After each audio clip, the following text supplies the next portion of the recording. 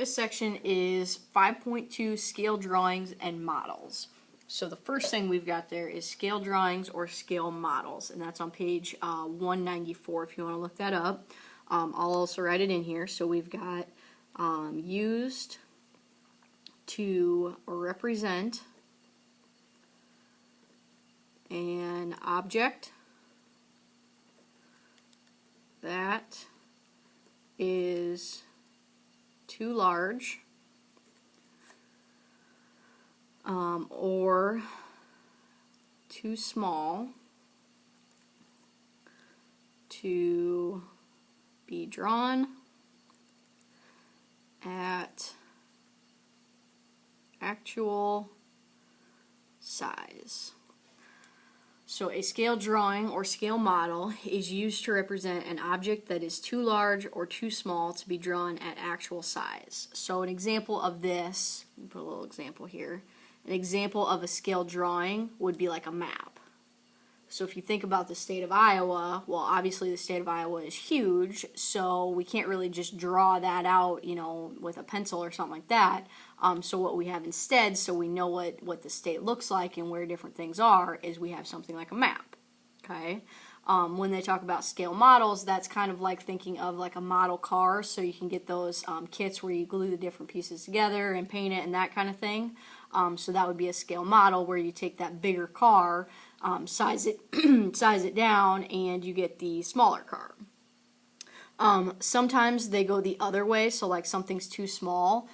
So a lot of times with like technology type things that say, you know, goes in your computer or your phone or whatever, like those are really, really small, like little, you know, I don't even know what they call them, like little, that would go like on a circuit board or something like that, that they want to, it's really small, so they want to blow it up so you can actually see what's going on, because it's too small to actually see. So it can go both ways, where you start big and get smaller, or you can start really small and try to get bigger.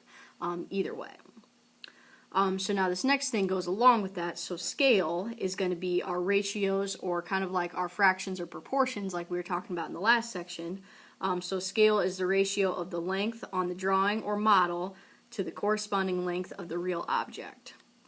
So scale is the ratio of a length on the drawing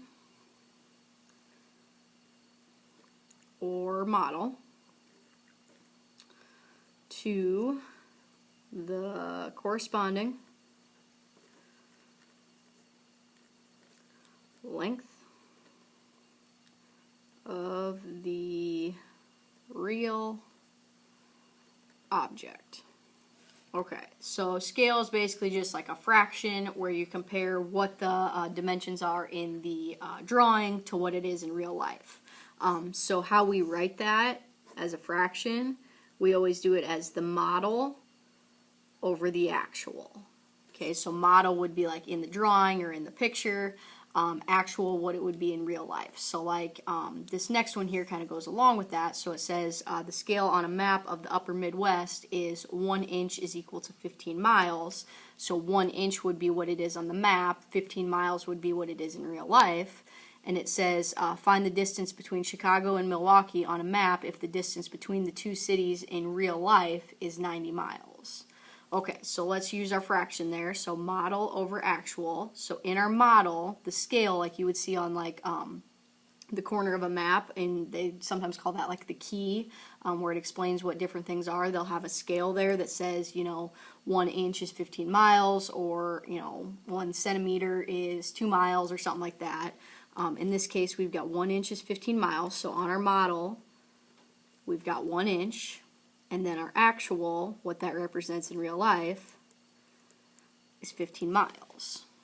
Okay, so now we want to figure out what it's going to be on the map if we've got 90 miles in real life. So the 90 is going to go on the bottom because that's what it is in real life, and we're trying to figure out what it is in inches on the map.